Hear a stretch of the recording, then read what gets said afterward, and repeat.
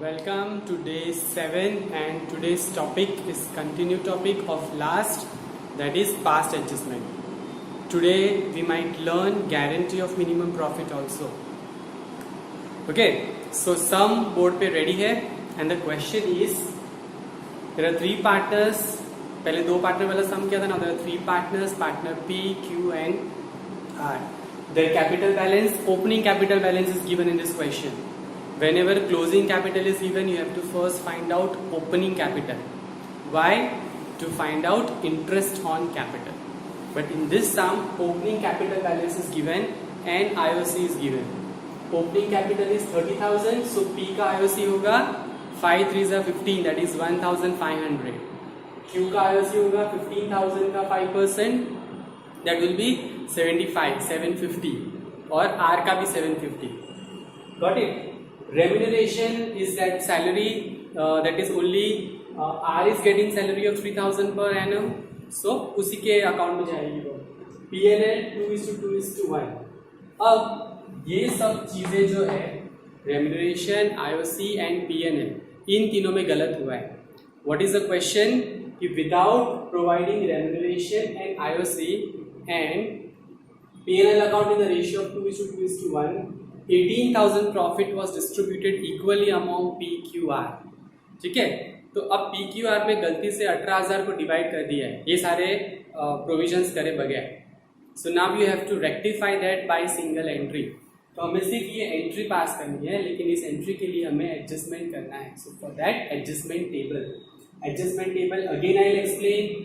We have made 3 columns P, Q and R for partners capital account and firm column for P&L appropriation account.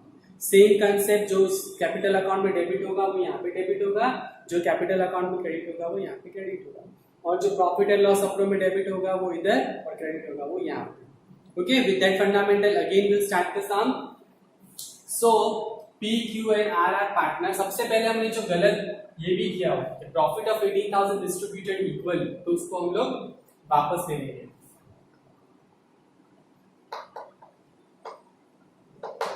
Wrong profit जो first किया हुआ है 18,000, तो 18,000 का equally is divide by 3, 6,000 है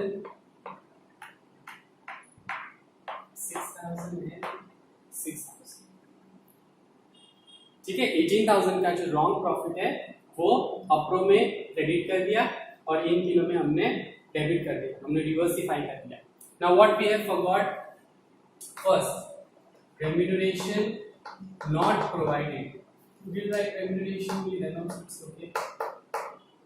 किसका remuneration रह गया? R का 3,000, जो R के अकाउंट में क्रेडिट होना चाहिए और फॉर्म के अकाउंट में P&L अप्रो में दैट इज डेबिट होना चाहिए.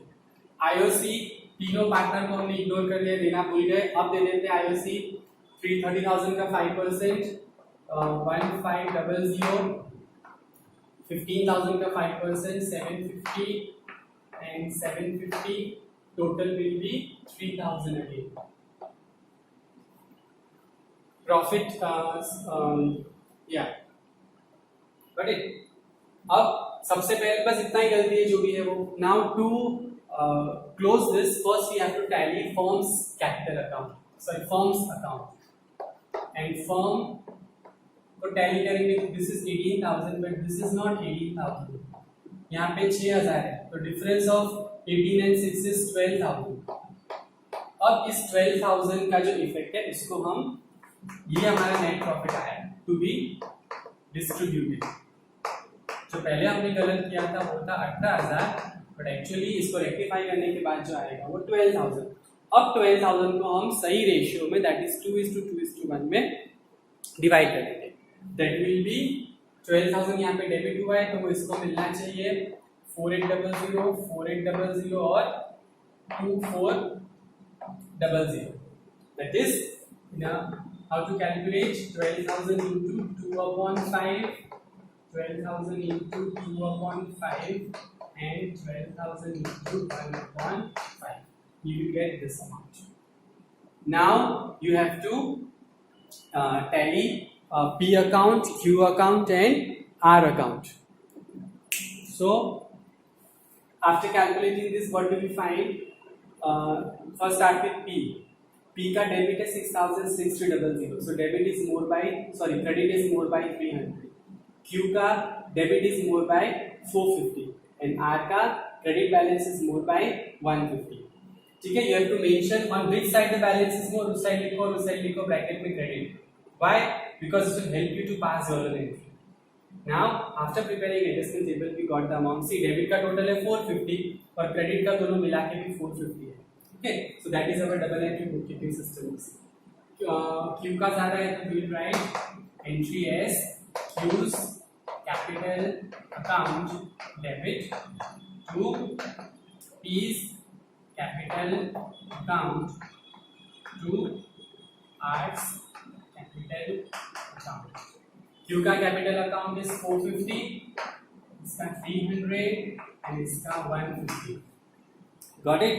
In this way, you have to calculate adjustment table and adjustment entry. Got it? इसको आपको मेरे साथ साथ करना है. And then now we will learn one more topic today itself, that is a guarantee of minimum profit. Now minimum guarantee of profit वाला जो concept है वो really easy है.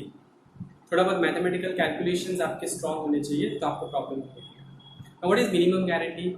मतलब हम 3 पार्टनर हैं, यहाँ से हमसे ही समझ लेते कि there are 3 partners, partner A B and C. Total profit हुआ है हमारे फर्म का 1,57,500.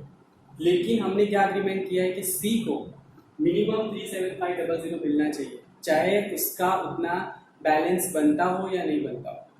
ठीक है, नहीं बनता हो तो क्या होगा? डेफिशिएंसी आएगी. फॉर एग्जांपल इसी सम में हम लोग देख रहे थे एक बार कैलकुलेट करके कि वी आर डूइंग इट रफली, not as a fair, just to understand the concept. C का शेयर कितना आएगा? 1,57500 into 1/4567 ये मैंने कैलकुलेशन करके रखा हुआ है. तो वो जो पार्ट आया वो आया 22500, राइट. जबकि क्या बोला हुआ है क्वेश्चन में कि उसको मिनिमम मिलना चाहिए 37500. उतना हो रहा है? नहीं हो रहा है.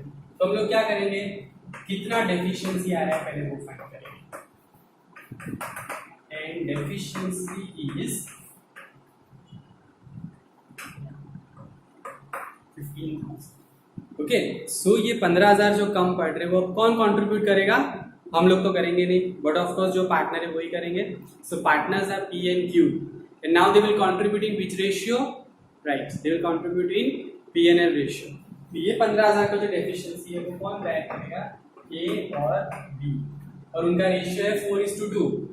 इट इज ऑल्सो, अगर आप उसको रिड्यूस करोगे तो 2:1, तो ये 2:1 में इसको लेके आएंगे. सो 15,000 का 2/3, 3 5 और 5 तो ये 10 और ये 5. ओके, सो इस तरीके से ये लोग कंट्रीब्यूट करेंगे. अब जो इसका शेयर आएगा ए और बी का, अब जैसे ए का शेयर आएगा 1,57500 into 4/7 and that will be 90,000. Okay, तो 90,000 जो उसका शेयर आएगा उसमें से हम उसका जो डेफिशिएंसी के लिए कंट्रीब्यूट कर रहे हैं वो अमाउंट माइनस कर देंगे, तो उसको मिलेगा 80,000. Got it? Now what will be the consequences? A 10,000 contribute करेगा तो अब A का बैलेंस 4/7 जो आएगा उसमें से 10,000 माइनस हो जाएगा. B का बैलेंस आ रहा है 45,000, उसमें से 5,000 माइनस हो जाएगा. और C का आ रहा था 22500, उसमें 10,000 ऐड हो जाएगा. Okay, so ultimately this amount won't change. Net profit जो है वो तीनों में जो बटेगा वो है 1,57500 इटसेल्फ. बट वो जो एडजस्टमेंट हो रहा है, जो प्लस माइनस हो रहा है, वो आपस में ही हो रहा है. So your net profit amount is not going to change, your ratios are not going to change, only contribution of deficiency you have to understand in this concept. That's it. This is called guarantee of profit. So now in my next class I'm going to give you some PDF of the questions and you guys need to solve it. Okay? और past adjustment समझ में आ गया? एक बार और refer करना होता है. I am just scrolling the screen to past adjustment. या ये वाला पार्ट एंड गारंटी वाला पार्ट दोनों you have to understand. Open your books, whatever the book you are referring, T S. Grewal or whatever, and try and solve as many example sums also, exercise sums also, and come with the doubts, comment with the doubts. Right? See you again.